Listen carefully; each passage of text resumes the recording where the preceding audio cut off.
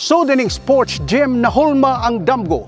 Dini sa lungsod sa Dawis, tulo ka mga warriors gibansay dili tungod sa kabantog kundi tungod sa garbo sa lungsod sila nagpresentar. They are the soul of Team Dawis finest, John Howell Tobiano, John Daniel Lupos, and Kian Luchaves. John Howell Tobiano, a defensive specialist, nagsugod siyang mahiligon sa basketball gikan sa elementarya hantod nga nahimo kining varsity sa University of Bohol o PMI Navigators. The kind of player every coach loves and every scorer fears.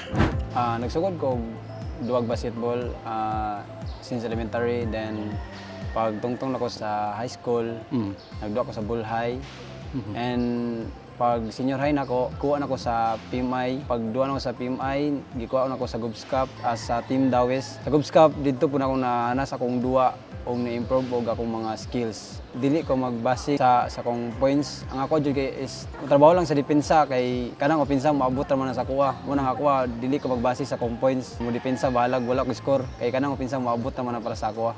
Tini sa Governor's Cup na baid ang basketball IQ ni Tobiano. Maong dako ang iyang pasalamat sa Governor's Cup ni Governor Aris Humintado. Nagpasalamat ko ni Governor Aris. Kay tungod ni Governor Aris, nakaduwa ko sa NBTC dito sa Bacolod. And diri sa Gubs Cup pod, nagamit po na ako akong mga gipraktisan o akong giguan. Si John Daniel Lupos, the silent shooter, a big man with a sniper touch, kalmado o precise shooting. Salamat ko sa coach sa PMI, si Coach Lagari and Coach Acosta kay usa po ni nakatabang sa kuha sa shooting skills. Nakatabang jud ang Governor's Cup sa labi na sa mga kabatununan kay layo po sa mga bisyo ba di maayo. Tabang po ni nako sir kay praktisado po ko sa mga eskwelahan labi na sa University of Bohol o PMI. Karon na siya sa PMI nag-training o ang iyang experience is si varsity player sa Bull High nakatabang kayo sa iyang disiplina. Siyang katapusang duwa sa Governor's Cup Juniors Division karong tuiga, dako kayong natabang sa tinguhan nini sa mas dako unya nga torneo. Salamat ko kayo kay napil ko ani ligaha. Usapod ko sa ligando sa Team Dawis o labi na sa mong municipality og Dawis. And the mighty mouse Kian Luchaves, small in size, giant in impact, an elite point guard who controls the tempo and the crowd. Nahana si Luchaves siyang basketball IQ sa dihang nagsugod og kuyog siya mga barkada moduwag basketball matag sityo ug asa ang liga naa ang iyang presensya.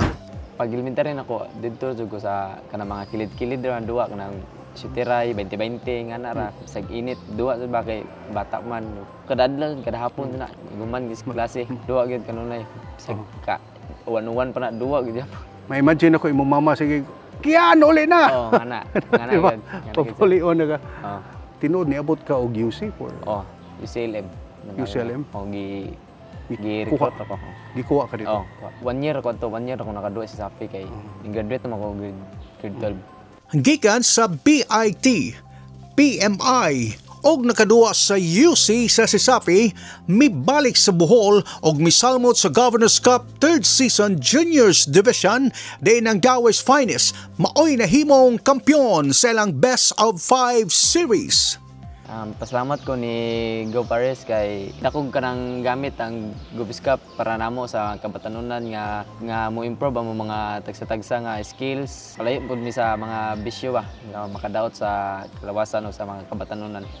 3 players, 3 different styles, 1 unstoppable unit. Kani ang tulo ka warriors sa Dawis finest. More than just the players, they are proud sons of Dawis. Puno sa kasing-kasing.